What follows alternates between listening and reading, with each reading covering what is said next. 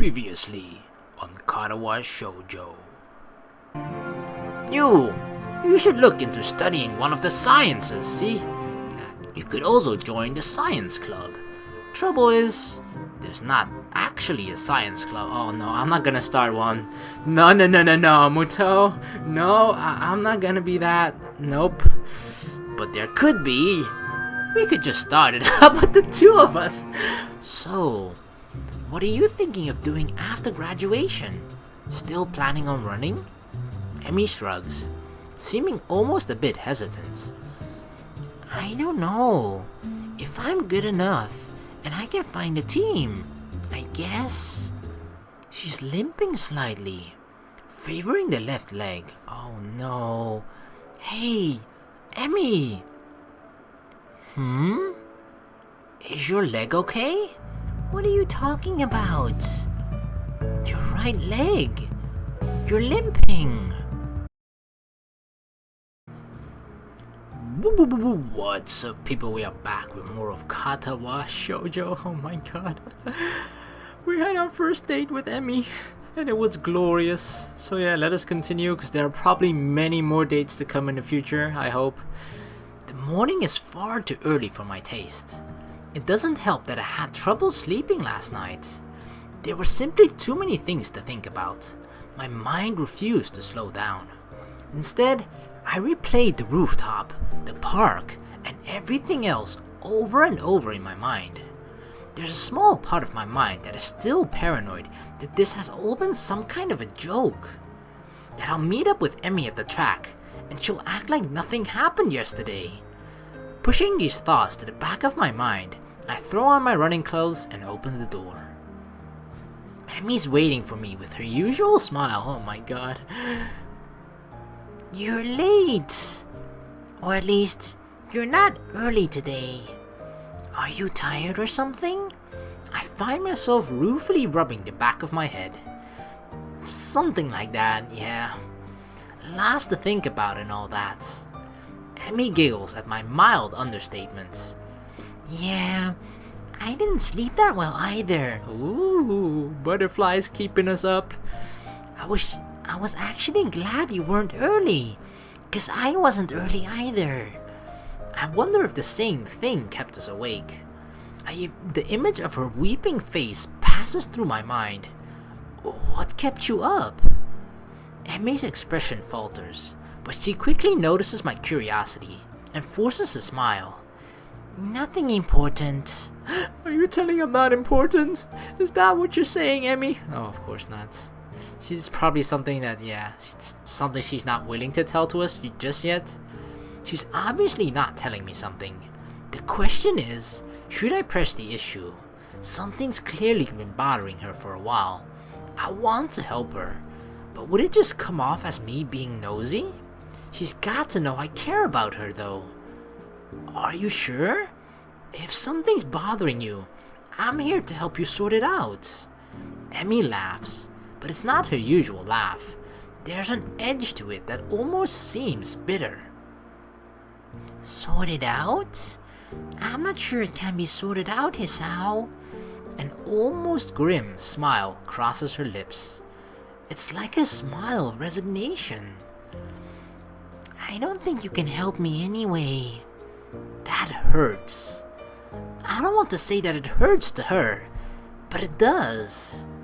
Doesn't she realize I want to be there for her when things go wrong? Well, I won't push you on the matter, but I'm here for you if you decide later that you'd like to talk about it. It might help. I can see the debate raging behind Emmy's eyes. It seems like she wants to tell me, but she's not sure whether or not she can. Hey, forget about it for now, okay? We've got running to do. The mention of running, something that she can handle, brings Emmy back to her usual self. Right. Hurry up and stretch out, Hisao. We've got to get moving. She takes off like a shot, far quicker than I'm used to. Still, I try to keep pace with her, recklessly testing my limits. It gives me a feeling of freedom, like my heart is no longer important. I find myself wanting to laugh, filled with the feeling of moving beyond what I once called my boundaries. The nurse's warnings to not overdo things echo in my mind, and I disregard them. This feeling I have, this willingness to risk a heart attack for something so trivial as a morning run, feels out of character for me. But is it? Or rather, should it be? I've got a weak heart, sure. It'll never be capable of the kind of speed and endurance Emmy's capable of. Though I probably wouldn't be able to get that good even if I had a healthy heart. As we round the final bend, I can feel my legs screaming in protest, but for the first time, I ignore them. I accelerate to finish at a sprint, nearly catching up to Emmy. That was never going to happen, of course. Still, I feel surprisingly good. Oh sure, my legs feel like they're about to catch fire, and I'm having trouble staying upright, but there's been some sort of a shift today. And it's all thanks to this girl grinning at the finish line, waiting for me. That felt a little faster than usual. My comment is met with a grin and a shrug. Can't have you think I was going soft on you, now can I? But you managed to handle it just fine. Well, I couldn't have done it without you. Still feeling the high from the run, and moved by a surge of gratitude, I seize Emmy in a hug. Thanks, oh yeah, a big sweaty hug. Really? I'm not just saying that. I'm in your debt. Emmy seems flustered by my words, squirming uncontrollably. Don't be silly, Hisao. Someone had to haul you out here, didn't they? And it's not like you're not doing anything for me, right? I needed a running partner, remember? And a boyfriend too. I shake my head, still pointedly not letting go of Emmy, who stops squirming and merely looks up at me with a quickly deepening blush that almost seems out of character. No, that's not true. You wanted a running partner, but you didn't need one. If I hadn't shown up the day after the festival, you would still run, right? But it doesn't work the other way around. I only managed to make it out a few times before the festival, and without you, I probably wouldn't have made it out at all after that. Emmy smiles at me and prods my finger or my chest with one finger. You are pretty lazy, Hisao. Hey, I was giving you a compliment. Well, you're welcome, I guess. I'll pay you back, somehow. Oh yeah, if you know what I mean, with kisses of course. Well, that's not necessary, I mean, I kinda like you, Hisao, and being able to run with you in the mornings isn't exactly a bad deal for me either, so... For someone who gets so much praise, she seems unused to gratitude. I can't think of anything else to say, so we fall silent. I become aware of Emmy's breathing, of the dampness of her clothing, and of the scent of her. Coming off of anyone else, it would stink. Coming off of Emmy, it fits her in a way nothing else could. Her skin is cool, slick with sweat, and a breeze causes goosebumps to rise. Almost without thinking about it, I lean down and meet Emmy's mouth, which has already moved to meet my own. Her lips are soft, and she hums happily as we kiss, sending vibrations from her mouth to mine. There's a startling rightness to everything about this moment. We fit one another perfectly. The kiss ends, and I finally let my arms drop back to my sides. Emmy is smiling warmly at me and giggles again. Come on, Hisao, we better go see the nurse. Then it happens. As she turns to begin walking, she gives out a tiny yelp and stumbles forward. Emmy! No, what's going on? What's wrong? No, Emmy, don't, please, no. I leap to steady her, and notice with some concern that she's favoring the same leg as last night. Your leg! Emmy seems panicked and pushes away from me. It's fine! My expression must seem hurt, but because she hastens to apologize. Sorry. I'm sorry. Didn't mean to push you like that. I was just... She stumbles for something to say. It's nothing. Really. Hey, don't worry about it. She's so flustered, I decide to shrug off the whole thing, because there's a cold feeling in the pit of my stomach now that won't go away. I tried to step in and help her, and she pushed me away. Smiling, I shove those thoughts to the back of my mind and concentrate on Emmy. I just don't want you to getting hurt, that's all. And you don't have to worry about me. Honest. Okay, I can sort of understand. Maybe she's one of those, perhaps, people need their personal space as well, and perhaps we're just coming on a bit too strong for her liking, and that's why she's always like, don't worry, it's fine, I'm strong, and all that stuff. So, we're a little too worried, it seems, and some people like that, some people don't, and it seems like Emmy is not really too keen on that. I'm fine. Yes, you say that, but I don't believe you. Why won't you tell me what's wrong? It's like she's getting offended by my trying to help. What am I supposed to make of that? Come on, let's quickly get to the nurse. I'm still trying to sort out what happened on the track as we arrive in the front of the nurse's office. Emmy raises her hand to knock, hesitates, and turns to me smiling guiltily. Hey, can you do me a favor? Of course. Can you tell the nurse that I'll see him later? I just remembered that I've got some stuff to take care of before class. So I really need to get moving. Why is she trying to get out of this? Okay, something is really, really, really, really wrong. It seems like she's sort of scared to go to the nurse because she's afraid of what the nurse is going to say, or the nurse is going to scold her or something, or I don't know.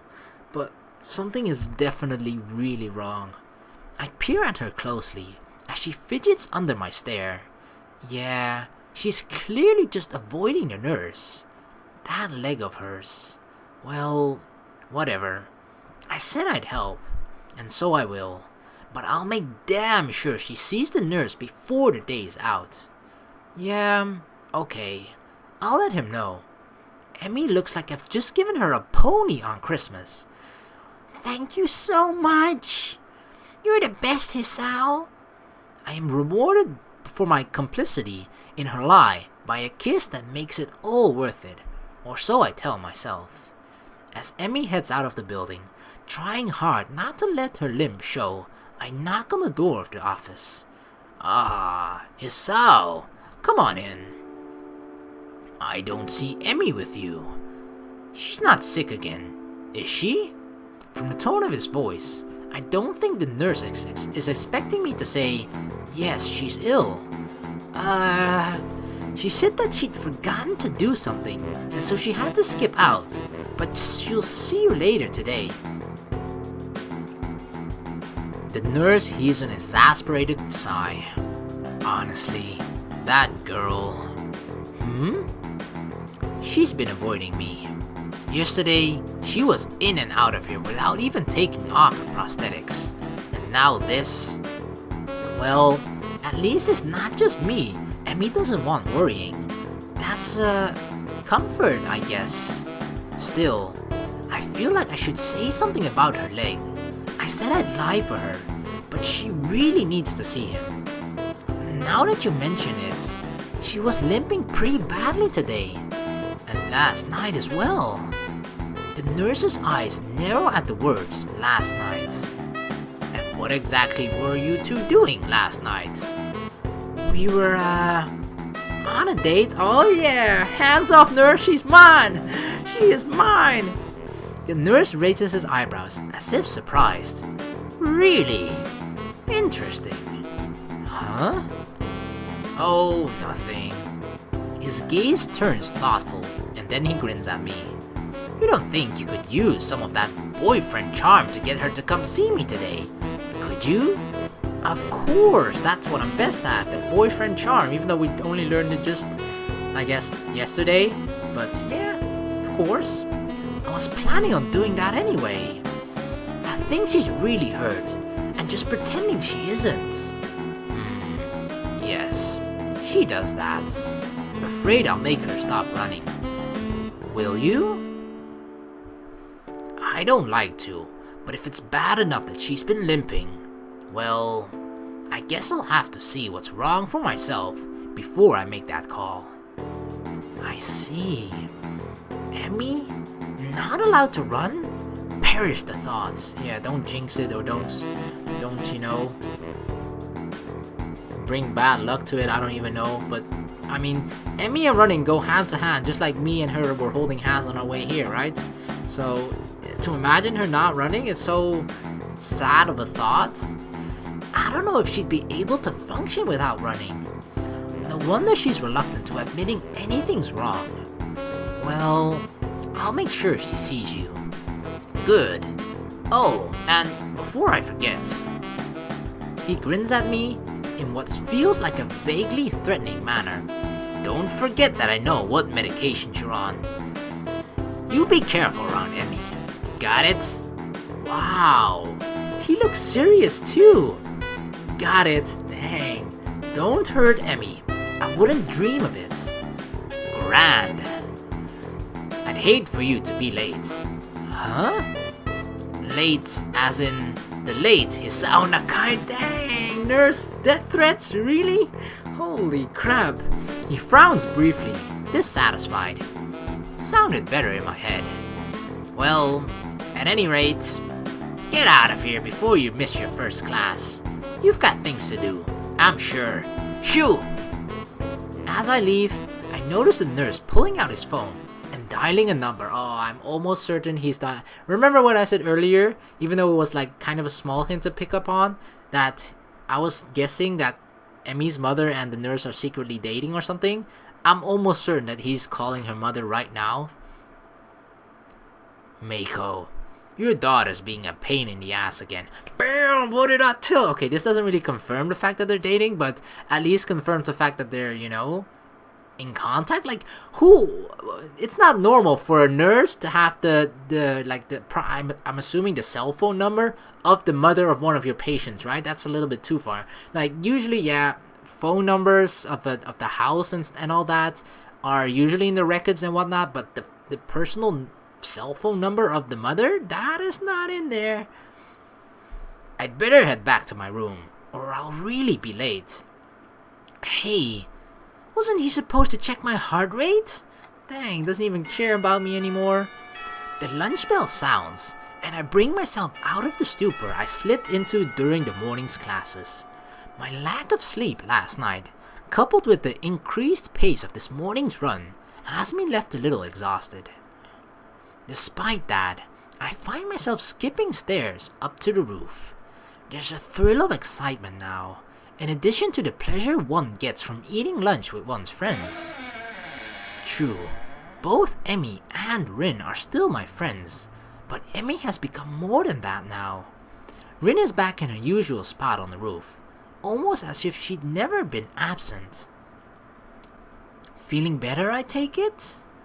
A raised eyebrow is my reward for speaking. Better than what? Better than you felt yesterday. Rin gives my question some serious thoughts. I'm not sure. I think I might have felt rather good for some of yesterday, but it's so fuzzy. Too much cold medicine? Well, I was asleep, and that usually is pretty good. Oh yeah, sleep is good. But I can't remember what it feels like to be asleep, because I'm not conscious for it. It's a real problem. Then again, if I know how good it felt, I might not sleep anymore. But this way, I keep trying, so I guess that's how I can keep from being overtired. An eternal mystery to keep you sleeping at night? Maybe mystery's the wrong word. Intangibility might be the proper way to describe it. I see. No, I don't see at all. I have no idea what she's talking about, but that's okay, since I rarely do. Do you remember what sleeping feels like? Like yesterday. Do you remember what you felt like sleeping yesterday? Well, I actually didn't get a lot of sleep yesterday. Maybe that's because you remember subconsciously. Actually, I think I was worrying about Emmy. Doesn't Emmy worry enough about herself? I hadn't considered that, but it gives me a pause. True, but would she ask for help if she needed it? Rin frowns, and I raise an eyebrow. Will I get a proper answer? Probably not. Is there something she would be asking for help with? Her leg, for starters. This seems to catch Rin's interest. Okay. It's one thing, to sort of be really, like, I just feel like we're too easy with telling another person's problems to everyone else, which is probably what's might cause us to get into trouble with Emmy. Because I feel like she's quite when it comes to her own problems, she's quite a personal person in that regard. So for us to sort of tell her, like, Rin, oh yeah, her legs is hurt, and the nurse as well, oh yeah, her legs is hurt, she's probably not gonna like that one bit. So, oh god, I don't have a good feeling about this for some reason. This seems to catch Rin's interest. Leg? It's hurt, but she won't see the nurse about it. Rin shakes her head in disapproval. You have to make her. Like she makes me go to class for her own good. Otherwise, she could lose her legs again. And that's just too weird. Losing things twice? Especially if you don't find them again to begin with. Yeah. Unless prosthetics are the same as finding something. But that's a different kind of lost, isn't it? I think so. I wonder. Wonder what? Oh, there she is. Emmy seems to have snuck up on Rin and me, though Rin doesn't seem especially surprised, it is itself unsurprising, I suppose.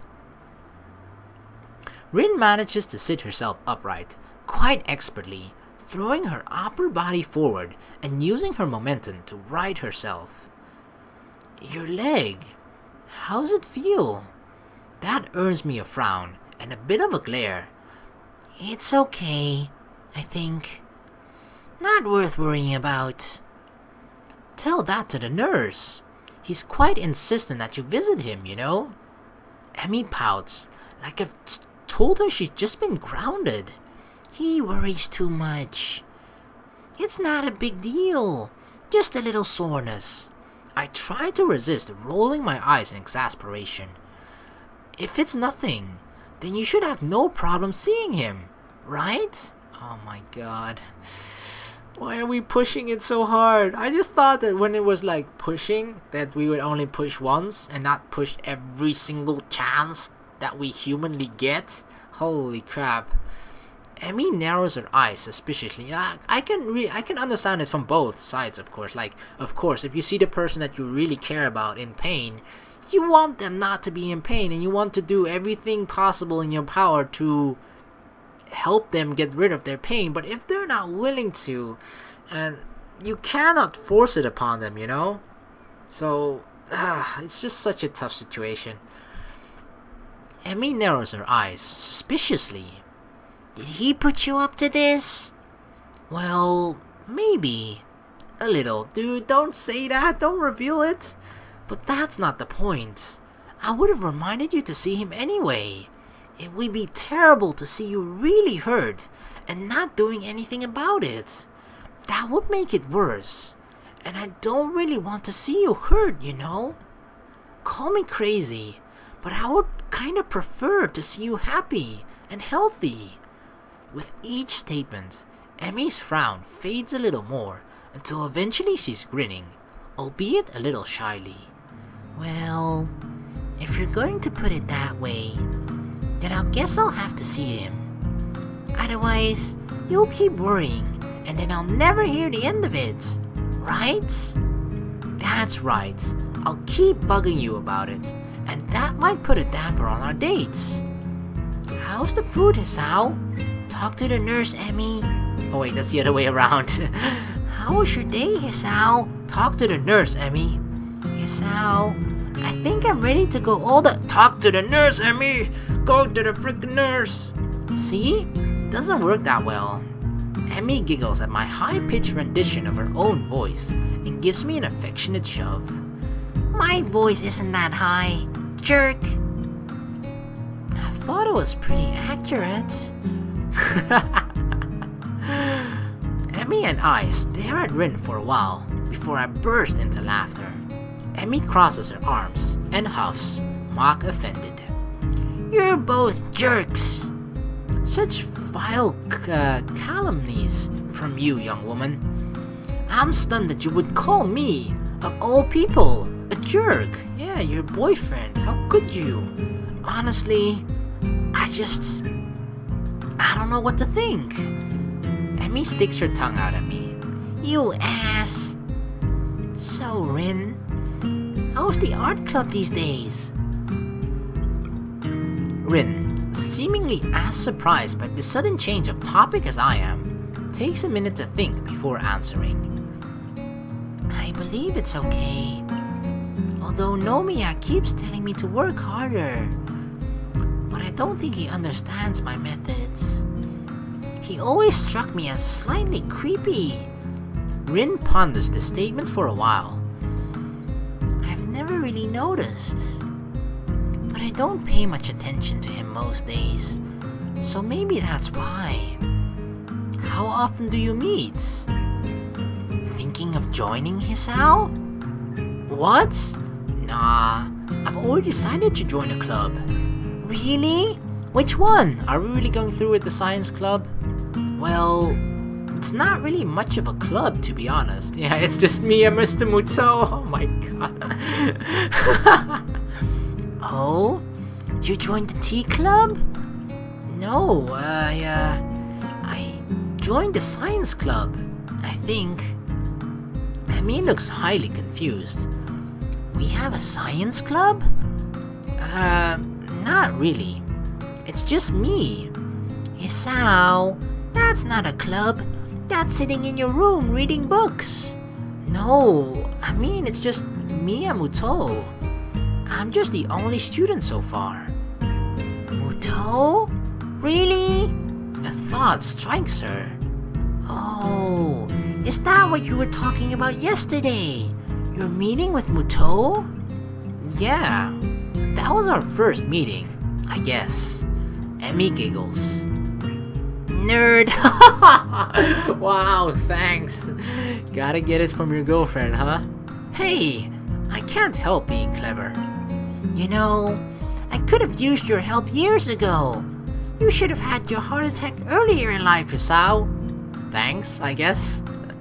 I laugh, and then realize this is probably one of the very rare times I've laughed about my heart attack. Hindsight, yeah. The ringing of the bell ends our conversation. Guess we'd better go. Yeah, I guess so. Come on, Rin. You too. Rin has apparently begun to doze off, so Emmy gives her a sharp bump. I almost had it. Sorry, but you need to go to class. I disagree, but maybe if I nap in class, I'll get it this time. Changing location is sometimes helpful for that kind of thing. Neither Emmy or I both asking what it is. Bother asking. As we arrive at my classroom, Emmy gives me a quick kiss and heads down the hallway, Rin in tow. I turn to enter the classroom to be met by the duo of Shizune and Misha. Misha seems to be fighting a losing battle to keep from breaking into a fit of giggles while she translates Shizune's latest rant. While we are pleased, nay thrilled to see how well you've managed to make new friends and forge friendships, and with such a cutie too, Hee-chan. I think that last part was probably Misha. We nevertheless feel compelled to politely remind you that public displays of affection are strictly forbidden. Really? That's disappointing, Shi-chan. By Section 8 of the Code of Conduct laid out in the Student Handbook. Really? She's lecturing me on this? Come on. It was just a little kiss. We're gonna do that later too, Shizune, I think. In this case, however, ignorance of the law may be your excuse, as we are feeling lenient. And the paperwork required to punish the both of you would only add to the already mountainous volume of work which confronts us, the sole members of the Student Council. And besides, you two are adorable together. Therefore, consider this a formal warning, and please refrain from such displays in the future, at least when Shizune can see you, Hi-chan. This whole spiel is so patently ridiculous that I can't help but reply in the same pompous manner. Well, I for one feel enlightened. I apologize profusely for my rash actions and will strive to contain my baser impulses which, I fear, impel me towards such inappropriate displays of public affection. It is hardly my wish to burden an already overworked student council with such petty matters, and will do my best to make your lives easier in this matter in the future. At least, when Shizune's watching. The last line is delivered with a wink to Misha, who finally loses control of her laughter. Well said, Hi-chan. Chuckling a little myself, we enter the classroom. Classroom is uneventful, and after the final bell rings, I find myself alone with Muto again. So, it seems like we've assembled for the second meeting of the science club. Oh my god. Or is it the first? What do you think? Should we count yesterday as a meeting? Well, we did form the club yesterday, didn't we? I thought he was just kind of suggesting it, not the fact that we already officially formed it. That seems like club business, so we can safely call yesterday a meeting. Muto smiles in his usual stilted and awkward way. I wonder if the muscles in his face are just not shaped correctly to let him smile naturally. You really do have a knack for this, I think. Logical thought processes, that is. I guess so? A scientist speaks with authority, Hisao. The answer here is, yes I do. I didn't plan to marry you just yet, but okay. When the world wants to know how it works, we tell it, even if all we've got is a decent hypothesis. But we must sound certain anyway, because we're the authorities on the subject, right? He chuckles, to go along with his awkward smile at his awkward joke.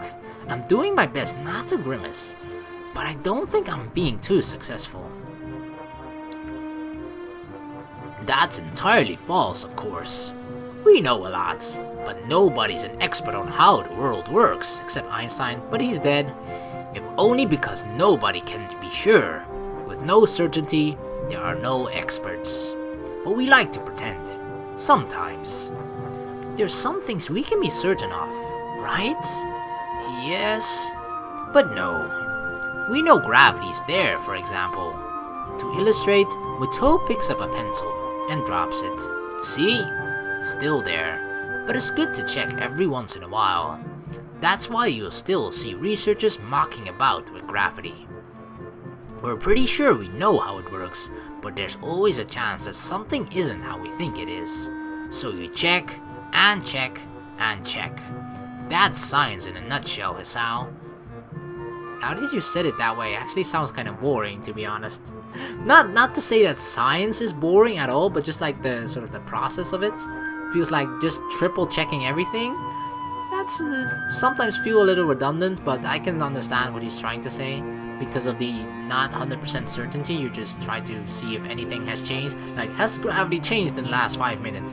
Let's drop a pencil once again. The whole time I've listened, feeling rather spellbound, Muto seems to really be passionate about this stuff. I think it's hard to tell sometimes how the world works, how humans work, how the universe works. All these questions to be answered. And depending on what I go into, maybe I could figure out my way to fix my heart. That said, I don't think that's a real priority for me. Besides, as we start discussing the book he gave me yesterday, I find myself more and more interested in that than my heart condition. Before we even realize it, an hour's gone by. Well, let's call this meeting over for now, okay? We'll have another meeting tomorrow, or the day after. He considers this for a moment. Call it the day after.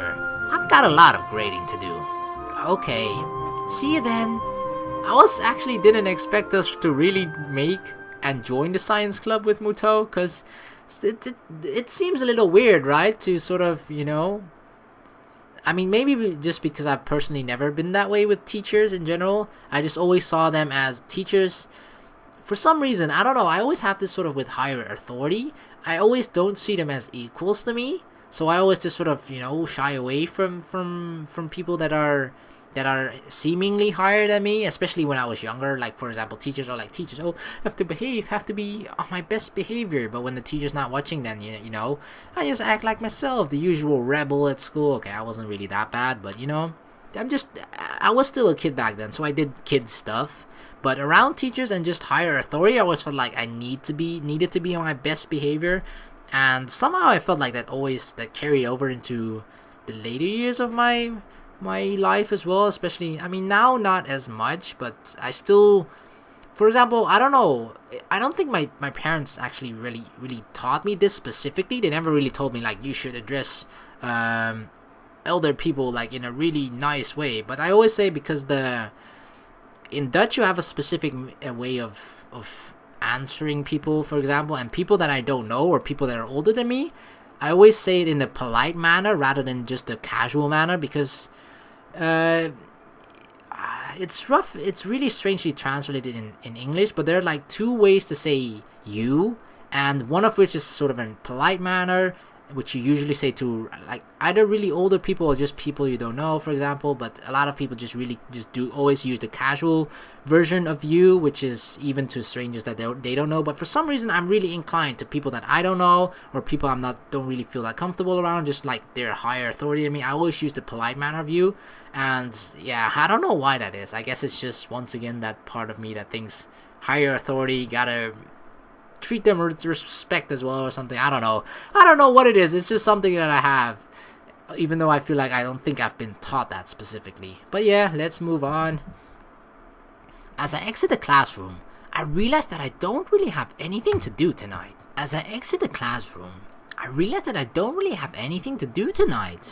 Emmy and I didn't make plans, so I guess I'll go to the library. It beats doing homework in my room anyway. The library always seems cooler than the rest of the building, probably to keep books from getting damaged by excessive heat and humidity. When I thought he said cooler, I actually meant, like, cool in the cool way, not cool in the cold way. So I was a little bit like, huh, really? I guess, because especially when I see this picture, I just really get this sort of rustic feeling from it, or like vintage or whatnot. I don't know, just like this older feeling from it, and not necessarily like cool isn't the first word that comes to mind in the library when to describe it, but he was talking about the temperature, of course.